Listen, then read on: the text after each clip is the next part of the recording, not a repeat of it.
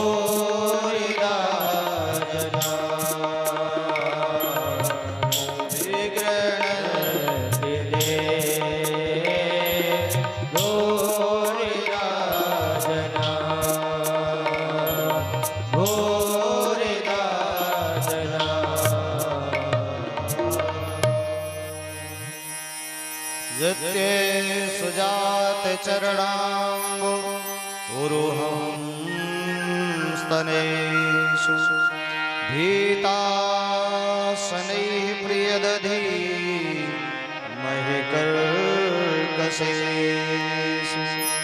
तेनाटवीमटसितर् व्यथते न किंसे कूर्पादिभिर्भ्रमते भवता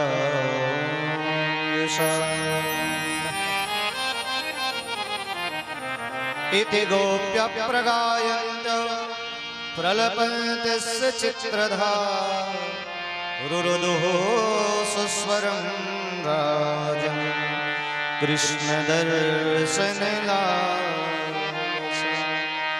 कृष्णदर्शनलालसा।